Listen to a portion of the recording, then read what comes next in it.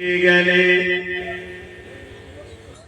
দুনিয়া জমিনে তোমরা আমি আল্লাহ আমার জন্য দুনিয়ার মায়াতে ত্যাগ করেছো।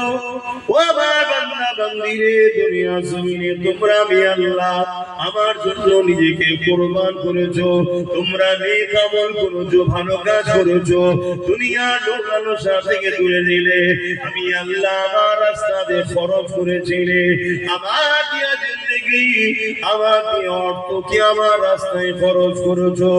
আমার বান্দা বান্দিরে, আজ বলো তো দেখি, তোমরা আমার জান্নাত যে পেয়েছো, এটা পেয়ে তোমরা কি খুশি?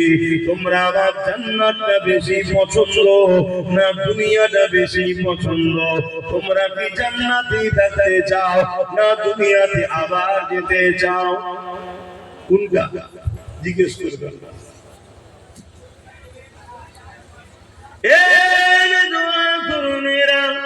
ওই সময় একটা বান্দা বান্দি বলবে, ও রব্বি আল্লাহ পাক, আমরা কখনো ভাবতে পারি জান্নাতটা এত সুন্দর হবে। আল্লাহ পাক আমরা ধারণা করিনি। আমরা উলামাদের মুখ থেকে শুনেছি নিয়ামতের কথা, কিন্তু এত সুন্দর হবে ভাবতে পারিনি।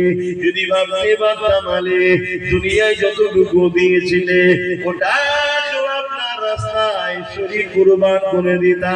আল্লাহ আপনার জান্নাত ছেড়ে আমরা যেতে চাই না। আপনার জান্নাতের মতো নিয়ামত জায়গা আমরা কেন ছেড়ে যেতে চাইব? দুনিয়া তো বড় কষ্টের জায়গা, বড় বিপদের জায়গা, বড় পরীক্ষার জায়গা। কিন্তু তাদের মধ্যে থেকে একদল বান্দা উঠে দাঁড়িয়ে যাবে, গিয়ে বলতে লাগবে, আল্লাহ আমরা দুনিয়া জমিনে আবার যেতে সবাই তাদেরকে বলবে, ওরে আমার বান্দারা, কেন আমার জান্নাতে থেকে কি দুনিয়া তোমাদের কাছে বেশি শান্তি, বেশি প্রিয়? ওই সময় ওই বান্দারা বলতে লাগবে, ও রব্বি আল্লাহ পাক, না না না, জান্নাত তো অনেক দামি জায়গা, জান্নাত তো অনেক সুন্দর জায়গা, জান্নাত তো অনেক নিয়ামতের জায়গা। তাহলে বান্দা দুনিয়ায় কেন যেতে চাও? ওই সময় বান্দা বলতে লাগবে, আল্লাহ দুনিয়ায় একটা নিয়ামত পেয়েছি, যে নিয়ামত আপনার জান্নাতে না। ওই নিয়ামতটা এত ভালো লেগেছে, ওই নিয়ামতটাকে নিবার জন্য বারবার দুনিয়াতে যেতে চাই।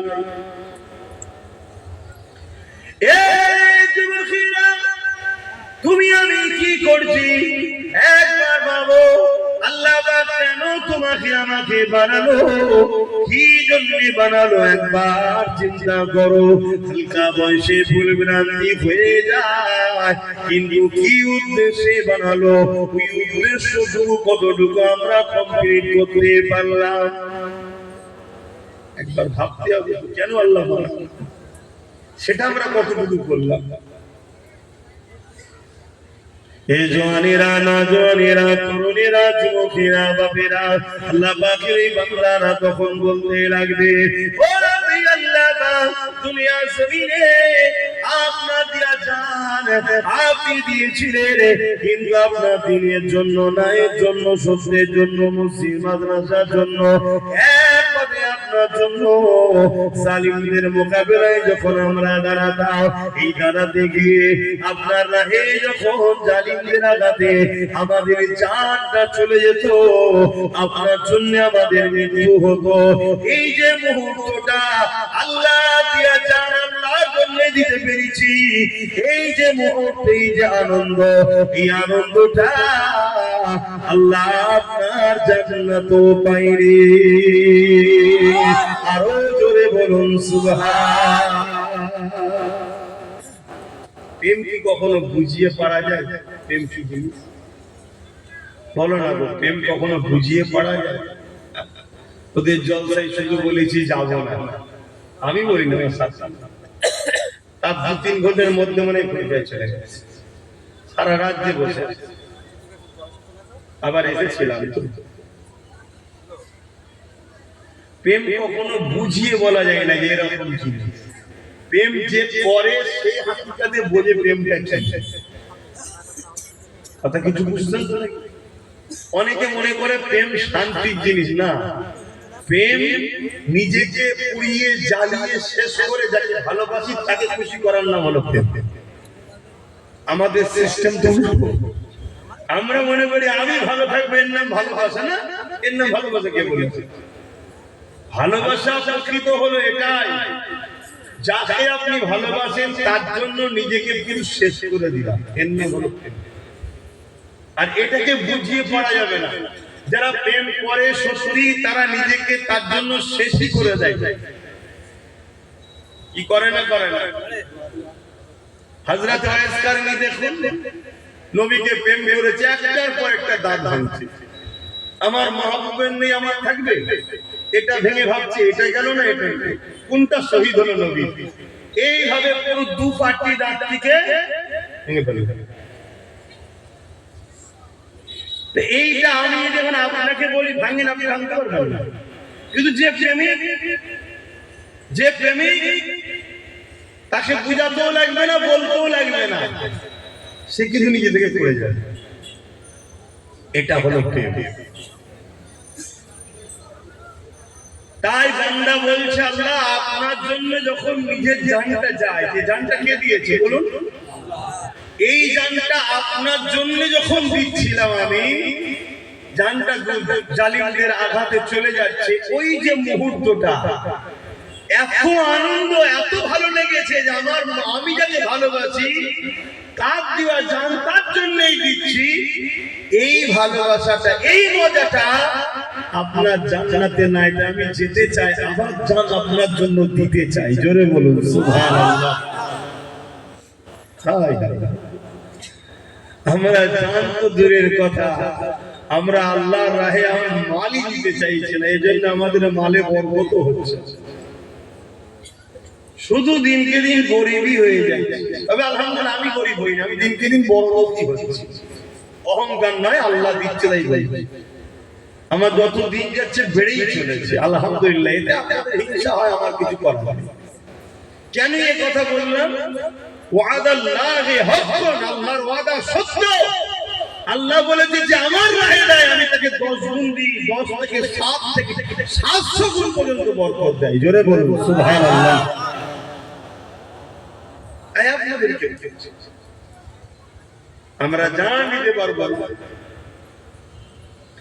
অথচ আমার নবী পাক যখন বদরের যুদ্ধের জন্য আল্লাহ নবী সাহাবাদেরকে বললেন কি আছে বাবা, মা লাগবে বাবা, দিনের জন্য দাও বাবা।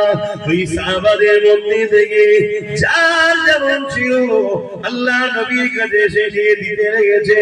ওই সাহাবাদের মধ্যে থেকে মদিনা জমিনে একটা বাড়িতে এক বাপ আর বেটার মধ্যে কথা কাটাকাটি হতে লেগেছে।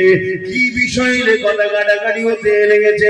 বাপ বলছে আমি রাসূলুল্লাহ সঙ্গে বদরের ময়দানে যাব, আমি নিজের জান ইসলামের জন্য কুরবানি করব। ছেলে বলতে লেগেছে আব্বা আপনি বয়স হয়েছে, আপনি ঘরে দেখেন লড়াইয়ের ময়দানে যুবক গেলে বেশি কাজে লাগবে, আমি যুবক আপনার সন্তান আমি যাব। বাপ বলছে না এই নিয়ামত আমি ছাড়বো না, ছেলে বলছে না এই নিয়ামত আমি ছাড়বো না।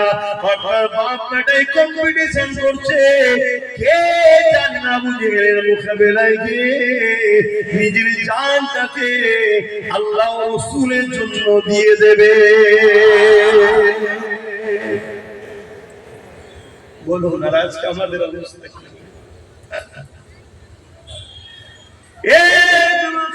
শুধু এটা নয়, আল্লাহ নবী যখন বদরের দিকে রওনা দিলেন, দুটো ছোট ছোট বাচ্চা আমার নবী পাকের ছোট ছোট দুটো সাহাবী ছিলেন, তারা ঘরে ফিরে আসলেন।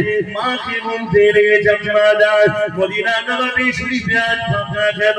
আল্লাহ নবীকে দেখতে পাচ্ছি না, নবী পাকের যুবক সাহাবাদেরকে দেখতে পাচ্ছি না, মাকে মদিনা নববী শরীফটা কেন ফাঁকা ফাঁকা? ওই সময় মা বাচ্চাগুলোকে বলতে লেগেছে, এ বাবা ছেলে রে, তুমি কি জানো না বাবা, মক্কা থেকে আবু জেহেল 1000 সৈন্য নিয়ে যুদ্ধা নিয়ে তরোয়াল নিয়ে অস্ত্র নিয়ে মদিনার উপরে হামলা করার জন্য আগে এসেছে। আল্লাহ নবী তিনি দিনার 313 জন সাহাবা কম বেশি নিয়ে এমন করে রওনা দিয়ে দিয়েছে মদিনার উপরে হামলা যাতে না করতে পারে, তাদের সঙ্গে শুনে করবে, চুক্তি করবে, তাদেরকে মদিনায় ঢোকার আগে তাদেরকে রুখবে, কথা বলবে। এই জন্য রাসূল আমার সাহাবাদের নিয়ে চলে গেছে। ওই সময় দুটো বাচ্চা বলতে লেগেছে, ইয়া রাসূলুল্লাহ, আমার আম্মা জান মক্কা জমিন থেকে আবু জেহেল আসছে, তাদের অনেক বড় বড় তরোয়াল অস্ত্র রয়েছে, তারা আমার নবী ও সাহাবাদের উপরে হামলা করতে পারে। আম্মা জান, আমাদের দুই ভাইকে দুটো ছোট ছোট কি তরোয়াল দেয়া যাবে না?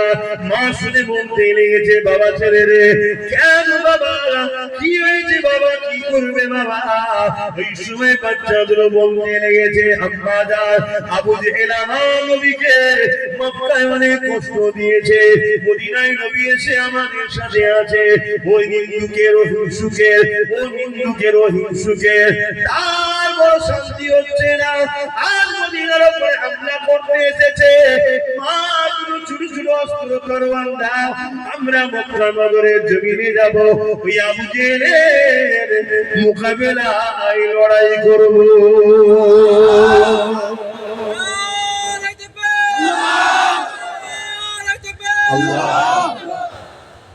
এমন দিন আসছে, দুদিন পরে এই জলসাগুলোই করা যাবে, শুনছেন?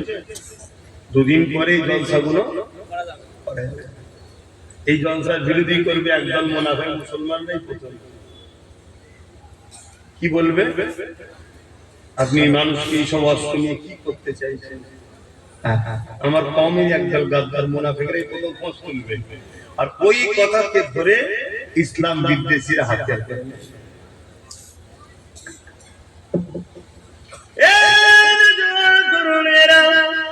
যখন বলা যাচ্ছে বলে নি, কালকের কথা কাল দেখা যাবে, মনে রাখবেন আমার রাসূলুল্লাহ জালিমদের বিরুদ্ধে লড়াই করেছে।